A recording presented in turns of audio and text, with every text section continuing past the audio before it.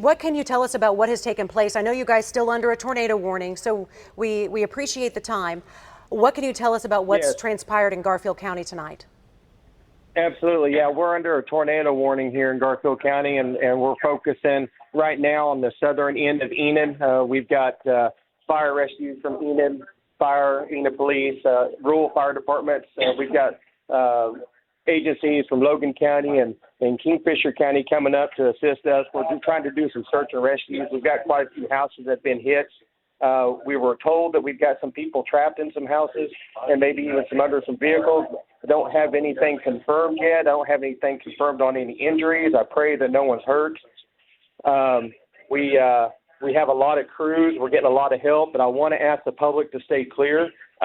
We need our emergency crews to work, and we need to make sure that everybody's out of our way. We've got power lines down, power lines crossing Highway 81, going back to the east.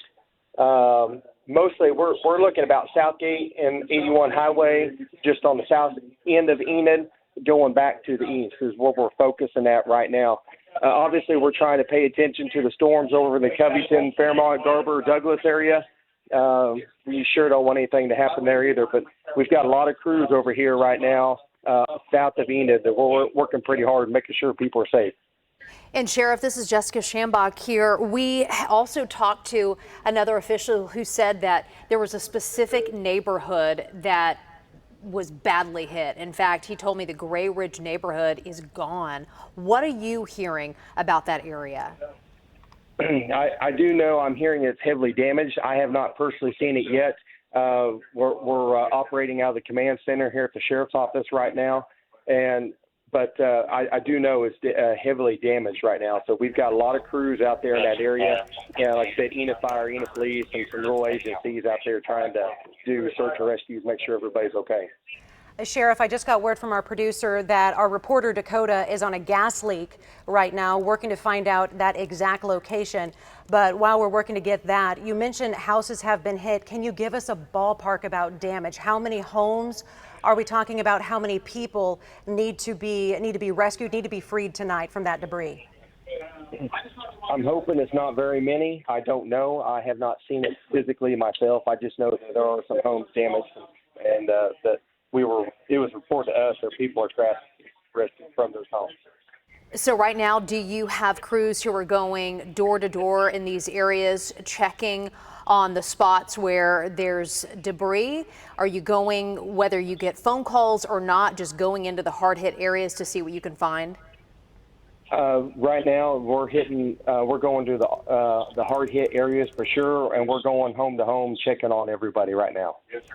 I know you said you haven't seen it yourself. Are these homes, I got an image from a friend, are these homes leveled? It looks to be some pretty significant damage in that neighborhood. That I don't know for sure either, hon. I'm sorry. Okay. Have you heard anything about Vance Air Force Base? I do know that Vance Air Force Base was hit.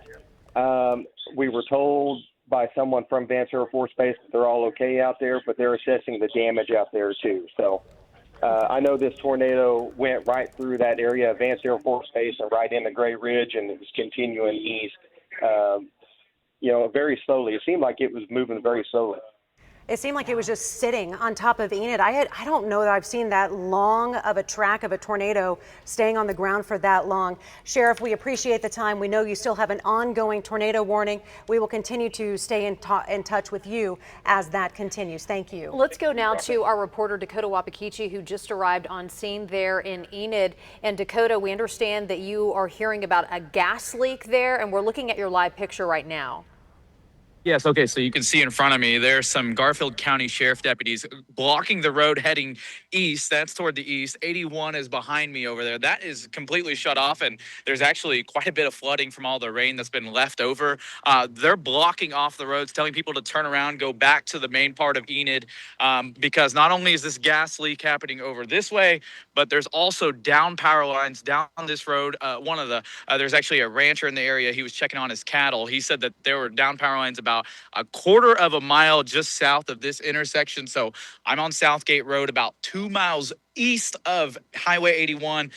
There is a massive backup. They have that all blocked off over there. A lot of damage, hearing about damage to homes just south of Southgate Road and Highway 81. Thinking of all those people here, it seems like there's a lot of people trying to check on their property, their homes, maybe their friends, family. Really terrible scene out here.